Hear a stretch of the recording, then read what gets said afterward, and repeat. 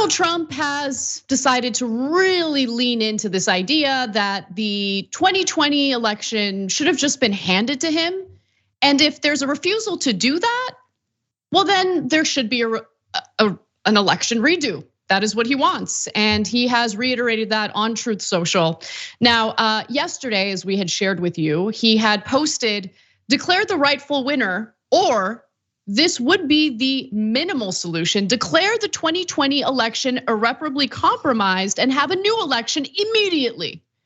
Now, that was what he had posted at 11:39 a.m., okay? Later at 1:46 a.m. Eastern time, he wrote, declare the rightful winner or hold a new election now. Our country, which is failing badly, knows the score and will never accept criminal election interference. Now, what was he talking about? What was he referring to? What election interference is he talking about? Well, he was specifically referring to the allegations that the FBI meddled in the 2020 presidential election and essentially scrubbed the internet of any negative reporting of Hunter Biden, Joe Biden's son. Now, they like to refer to the Mark Zuckerberg interview on Joe Rogan's podcast, but if you guys can recall what he actually said in the podcast, he made it clear that prior to the 2020 election, FBI officials reached out to Facebook to let them know, hey, there might be a dump of Russian propaganda, so be careful. In fact, instead of putting words in his mouth, why don't we listen to what he has to say, but pay particular attention to the very end of what Zuckerberg says here. Watch.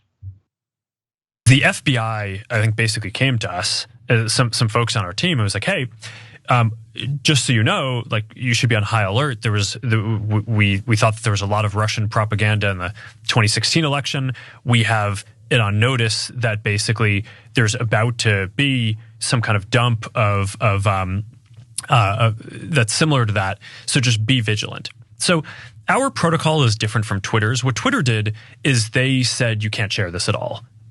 We didn't do that for I think it was 5 or 7 days when it was basically being determined whether it was false.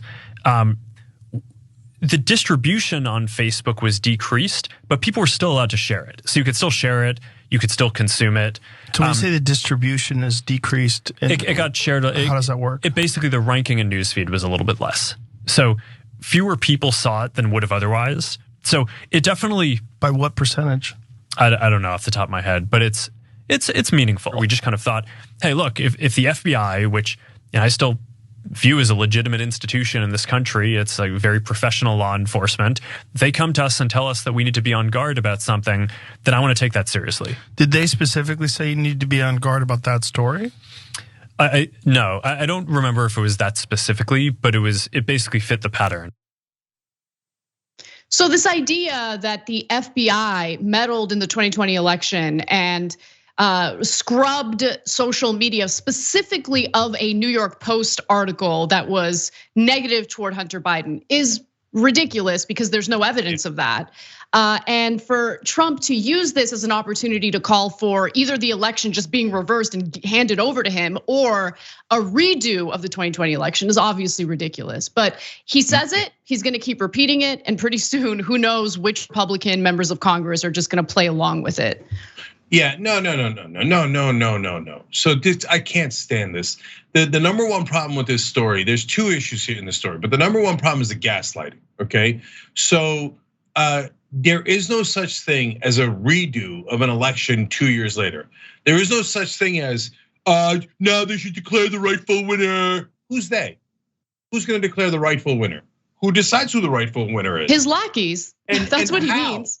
And how? What is the process by which a magical person says you are the rightful winner and then comes and removes Joe Biden by military force and puts you in, you clown of clowns? Guys, look, I've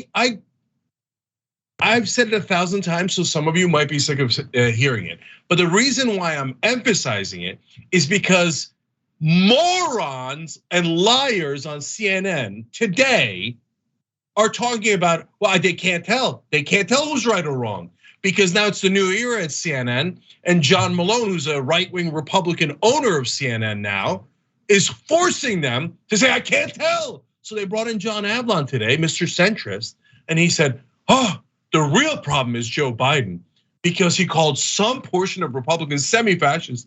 He said that is not befitting of the presidency. How about the lunatic on the other side, John?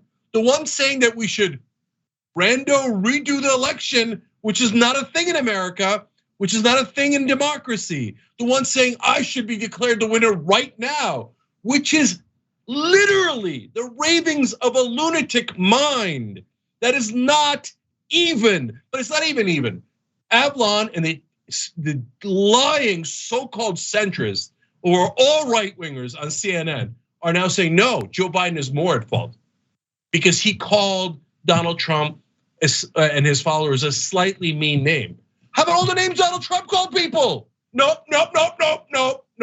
No, there's nothing wrong with Republicans. There's nothing wrong with Donald Trump. Nope, you guys are making it up. You guys are overreacting. No, you stop lying to the American people. Donald Trump is at a bare minimum maniacally stupid. The minute every reporter in the country admits that is the minute I stop raving about it. I can't stand the gaslighting. There is no such thing as I am declared the winner 2 years after an election. If you believe that and you're a Republican, you're cuckoo for Cocoa Puffs. Go check yourself into an asylum right now, an asylum. 81% of Republican voters think Trump is awesome. He's rated #1 among Republican voters, 81%. Hundreds of millions of people in this country have lost their goddamn minds. So that's just the reality. Everybody admits it and I'm done with it. The second thing is Zuckerberg, the right winger, going on Joe Rogan, the right winger who just told everyone to vote Republican and telling us, oh my God, you should be really worried about this Hunter Biden story that affected the election. But wait, hey, Mark, was it about Hunter Biden? No. Then why are we having this fake conversation?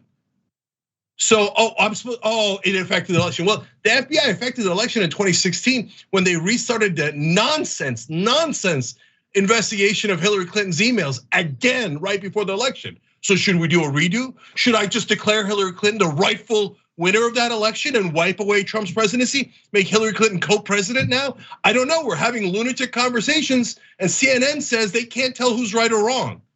So I just want to understand what the goddamn principles in this country are. Okay, no, they're nuts, and you should all call them what they are, nuts.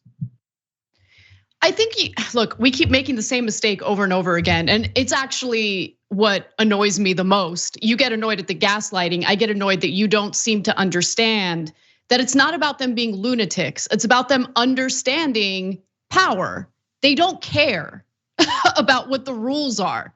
They want to be in charge. And they will break any type of rule. They will overturn whatever part of our democratic process they dislike or see as an obstacle to them doing what? Accumulating power. That's all they care about, Cenk.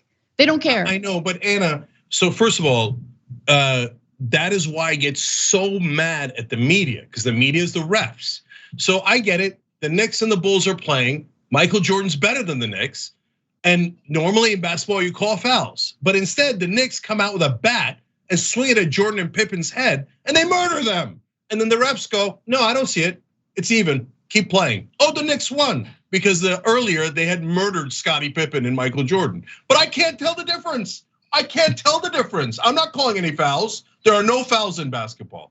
Well, then all the great players are gonna get killed, and we're not gonna have a fair game, and we're gonna have absolute madness in the country. And it is the fault, 100% the fault of the lying media who calls everything even when it isn't anywhere near even.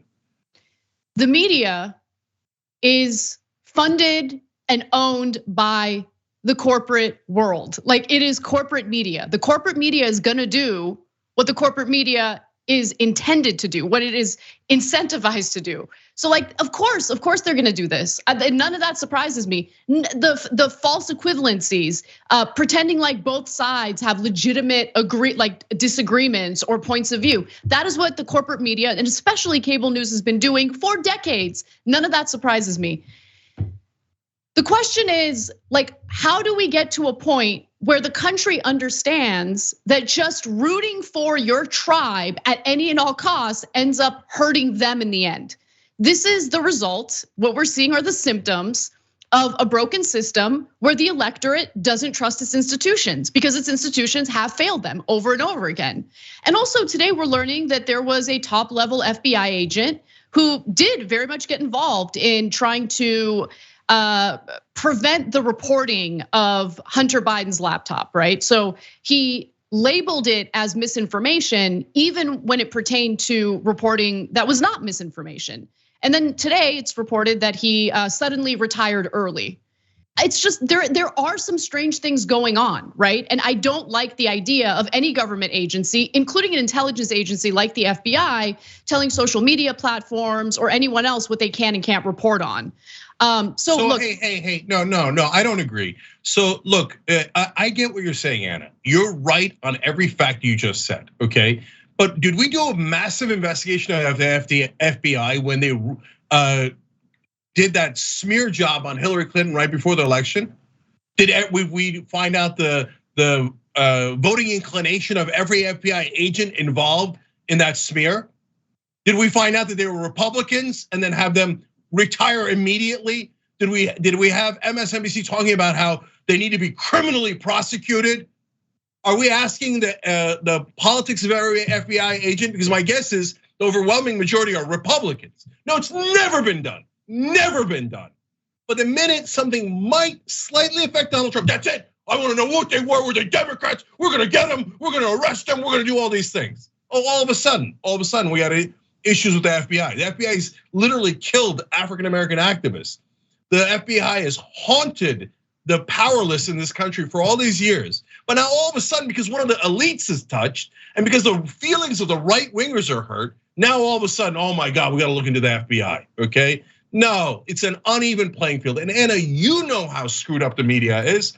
But if you go to Washington right now, you won't get one goddamn liar in that city to tell you, of course the mainstream media is right wing on economic issues. Of course they're completely corporate controlled. Of course it's absurd to say that the lunatic Donald Trump would be on an even playing field with any other rational human being, let alone politicians on the other side. And of course it's insane for 81% of Republican voters to actually root for that guy and to try to put him back in charge to ruin our democracy, to destroy our democracy. But you can't get anybody in that town to tell you things that are true. So they're just gonna lie until this country disintegrates. All right, let's move on to our next story.